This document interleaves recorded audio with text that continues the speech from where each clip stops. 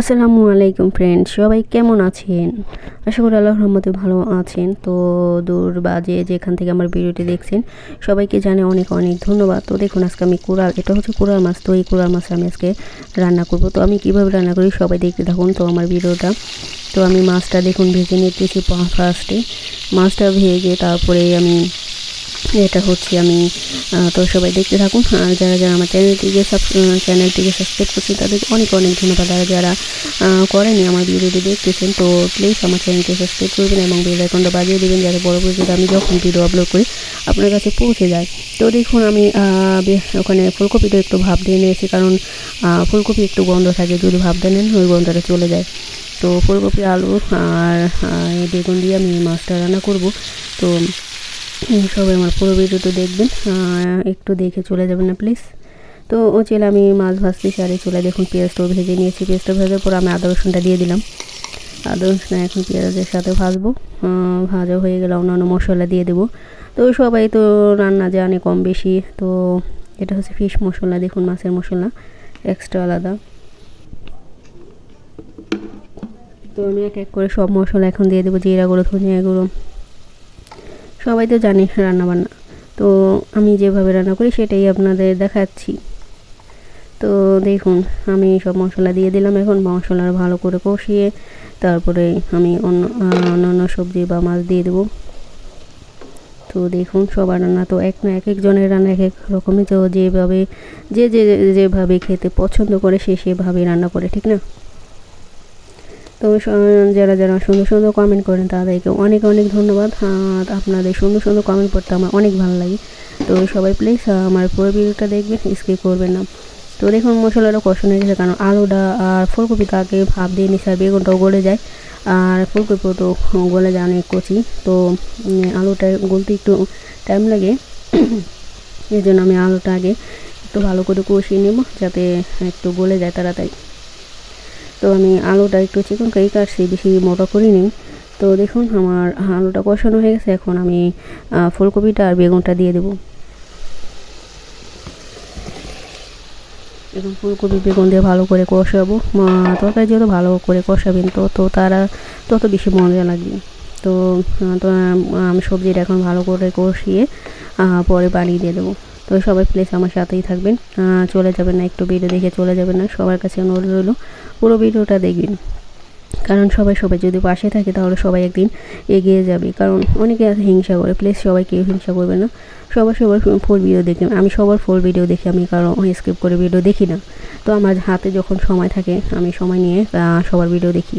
আর যাদের বড় একটু ভিডিও আছে তাদের ভিডিও আমি রান্না করার সময় দেখি, ভিডিওটা চালিয়ে রাখি, তারপরে পরে একটা সুন্দর কমেন্ট করে দিই। তো দেখুন আমার সবজিটা প্রায় কষানো হয়ে গেছে, একটু পরে পানি দিয়ে দেবো। বেশি পানি দেবো না, হালকা হালকা ঝোল রাখবো।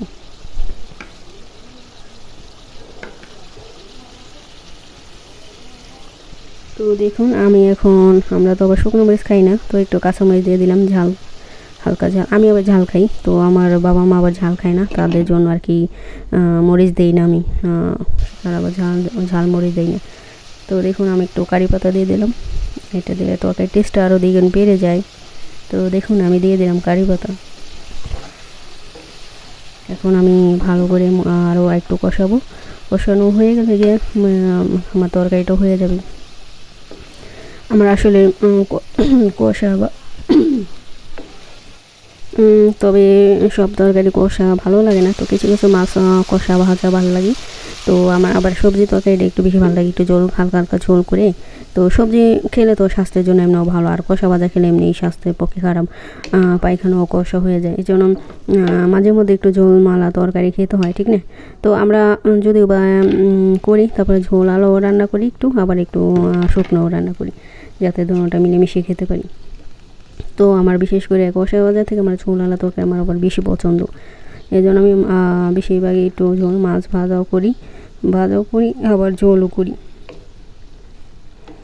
তো দেখুন মাছটাও দিয়ে দিলাম, এখন হালকা জাল দেবো, বেশি নয়, কারণ মাছটা তো আগে ভালো করে ভেজে নিয়েছি। মাছটা একটু উল্টাই দিলাম, মাথাটা একটু হইতে একটু সময় লাগলো। তো দেখুন আমার লাইটের জন্য তরকারি সাদা দেখা যাইতেছে, কালারটা ঠিক বোঝা যায় না, উপরে লাইট তো লাইটের উপরে মানে চুলার এখানে আর কি সাদা সাদা লাগে, যাই রান্না করি না কেন কালারটা ঠিক আসে না আর কি। তো দেখুন আমার তরকারিটা প্রায় হয়ে গেছে গা, এখন আমি ধনিয়া পাতা দিয়ে দেবো।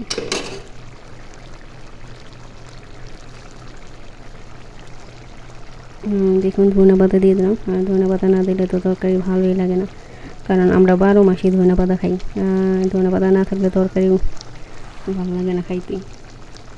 ধনিয়া পাতার একটা গ্রানই আলাদা, ঠিক না? যারা সবাই পছন্দ করে ধনিয়া পাতা আমার মনে হয়।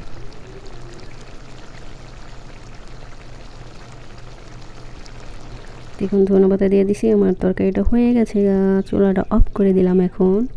তারপরে আমি অনেক দিন পর আমি প্রায় 1 বছর না 2 বছর কত দিন খাইনি, তা আমার ঠিক নেই। তো আলুর ভর্তা খাই না অনেক অনেক অনেক দিন, তো হয় তো মন চাইলো আলুর ভর্তা খেতে। তো এখানকার আলু অতটা ভালো না, সবসময় ভালো আলু পাওয়া যায় না, মানে সিদ্ধ বেশিরভাগই মিষ্টি। আলুর ভর্তা বানাইলে না মিষ্টি লাগে, তখন আর ওইটা খাইতে মজা লাগে না, তো ফেলে দিই। তো অনেক দিন পর একটা ভালো আলু আনছে, তো তো আমি ভাবলাম একটা ট্রাই করি ভর্তা করে, তো দেখি এটা কেমন লাগে। তো এই আলুটা ঠিক বাংলাদেশের মতনই প্রায়। তো আমি দেখুন সিদ্ধ হয়ে গেছে, সিদ্ধ হয়ে এখন আলুর ভর্তাটা করব, কারণ আমি আলুর ভর্তা তো আমার ভিডিওতে কখনো দেখবেন না। আলুর ভর্তাই ফার্স্ট আমি আলুর ভর্তা বানাইতেছি, তো তাই একটু শেয়ার করলাম আপনাদের সাথে। আমি কি এতদিন পরে বানাইতেছি, তাহলে যেহেতু বানাইতেছি সেহেতু তাহলে শেয়ার করি, সবাইকে বলে দিই আমি। তো আলু ভর্তাটা বানাইছি অনেক অনেক মজা লাগছে, আমি এতদিন পরে খাইছি আলু ভর্তা, তো মন চাইছে শুধু আলু ভর্তা দিয়ে ভাত খাই, মানে তরকারি নিয়ে তো মন চায় নাই। তো দেখুন আবার মুরগি পোড়া মাছ পড়ছে, একটা মাছ পড়তেছে, ওই তো আমার বাবা মা আবার এটা পছন্দ করে, মুরগি মাছ পোড়াটা রান্না আছে, মাছ পোড়াটা বেশি পছন্দ করে, তো তাদের জন্য আবার মাছ পড়তেছি। আর মুরগি সবাই খাবে, তো মুরগিটাও পড়তেছি। এটা হচ্ছে গ্রিল, চিকেন গ্রিলে। তো আমি চিকেন গ্রিলের এর আগে অনেক ভিডিও আমার আছে ইউটিউবে, এর জন্য পোড়াটা কীভাবে পড়ি বা কীভাবে এটা ম্যারিনেট করি, ওটা আমার যারা যারা দেখতে চান আমার চ্যানেল আছে, ভিডিও দেখতে পারেন।